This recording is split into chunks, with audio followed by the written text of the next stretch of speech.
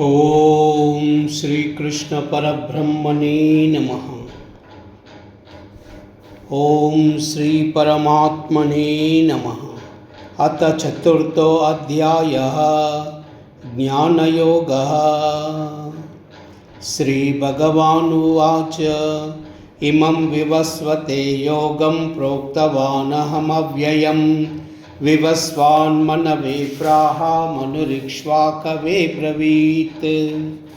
एवं परंपरा प्राप्तम् इमं राजर्षयो विदुः सकाले नेह महता योगो नष्टः परन्तप स एवायं मया तेद्या योगो प्रोक्तः पुरातनः भक्तोऽसि मे सखा चेति रहस्यम् एतद् उत्तमम्।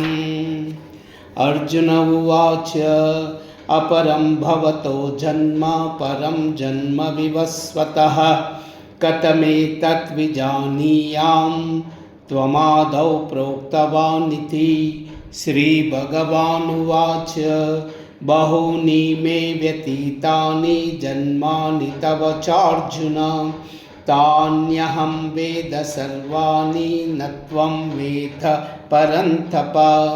अजोऽपि सन्नव्ययात्मा भूतानामीश्वरोऽपि सन् प्रकृतिं स्वामधिष्ठाय सम्भवात्मा मायया।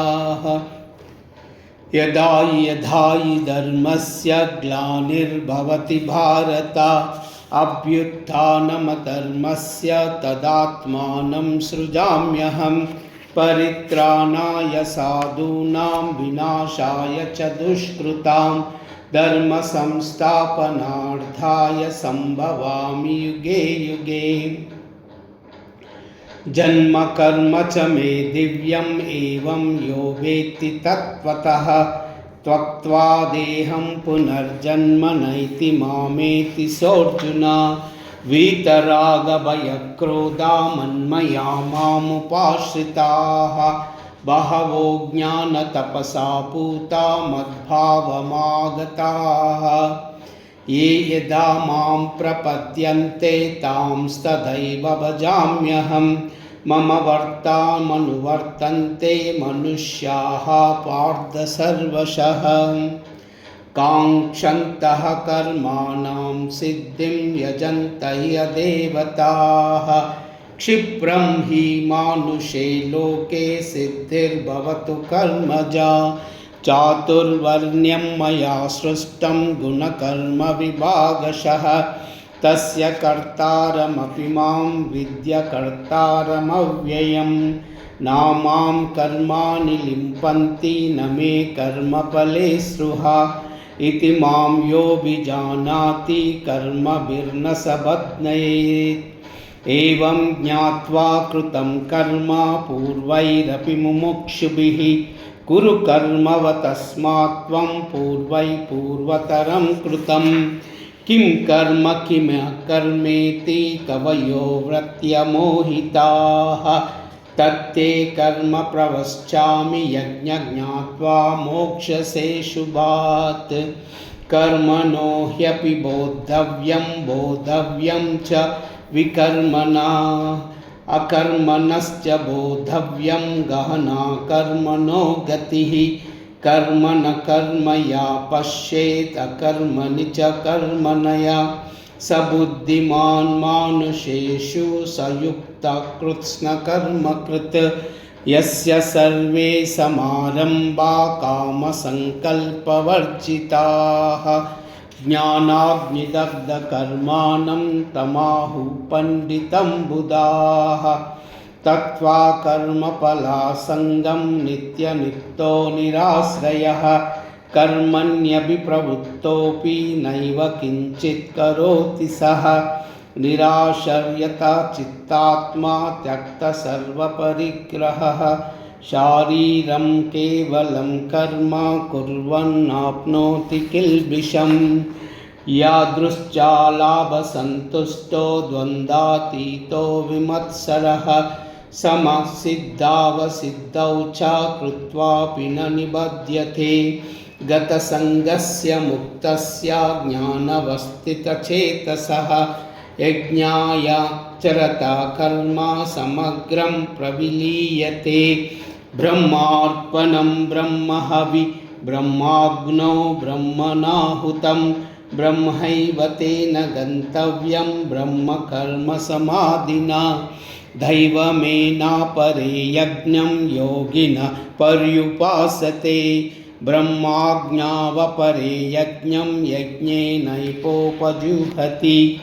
श्रोतादीन् इन्द्रियाण्येन संयमाग्निषु जुह्वति।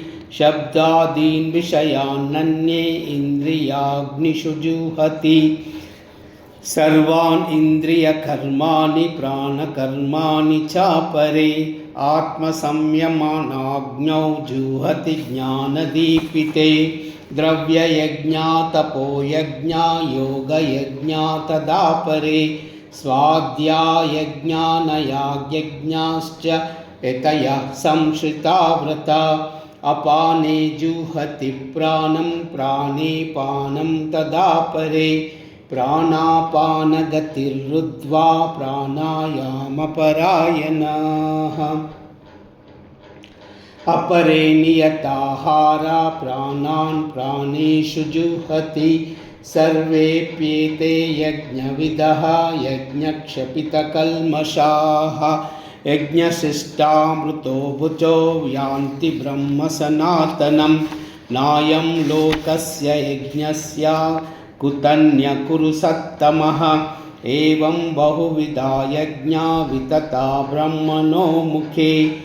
कर्मजान् विदितान् सर्वान् एवं ज्ञात्वा विमोक्ष्यसे। श्रेयान् दव्यमयात् यज्ञात् ज्ञानयज्ञपरन्तपः। सर्वं कर्माखिलं पार्थ ज्ञाने परिसमाप्यते। तद्विद्धि प्रणिपातेन परिप्रश्नेन सेवया। उपदेश्यन्ति ते ज्ञानं ज्ञानिना तत्त्वदर्शिनः। यज्ञात्वा न पुनर्होमम् एवं यास्यसि पाण्डवाः। येन भूत्वा न शेषानि दक्षस्वात्मान्यन्यतो मयि। अपि चेदपि पापेभ्यः सर्वेभ्यः पापकृत्तमः। सर्वं ज्ञानप्लवेत्स्नैव व्यजनं नन्तरिष्यसि। यदाइदांसि समिद्धोऽग्निर्भस्मासात् कुरुतेऽर्जुन। ज्ञानाग्निः सर्वकर्माणि भस्मासात् कुरुते तदा। न हि ज्ञानेन सदृशं पवित्रमिह विद्यते। तत्स्वयं योगसंसिद्धः कालेनात्मनि विन्दति। श्रद्धावान् लभते ज्ञानं तत्परः संयतेन्द्रियः। ज्ञानं लब्धा परां शान्ति अचिरेणाधिगच्छति। अज्ञाश्च श्रद्धदानश्च संशयात्मा विनश्यति। नायं लोकोऽस्ति न परः न सुखं संशयात्मनः। योगसन्न्यस्तकर्माणं ज्ञानसञ्छिन्नसंशयम् आत्मवन्तं न कर्माणि निबध्नन्ति धनञ्जयः। तस्मात् अज्ञानसम्भूतं हृत्सं ज्ञानास्तिनात्मनः। चिद्वैनं संशयं योगमातिष्ठोत्तिष्ठ भारत। ॐ तत्सत् इति श्रीमद्भगवद्गीतासु उपनिषत्सु ब्रह्मविद्यायां योगशास्त्रे श्रीकृष्णार्जुनसंवादे ज्ञानकर्मसन्न्यासयोगो नाम चतुर्थोऽध्यायः। ॐ श्रीकृष्णपरमात्मने नमः। ॐ श्रीकृष्णपरमात्मने नमः। ॐ श्रीकृष्णपरमात्मने नमः। सर्वमङ्गल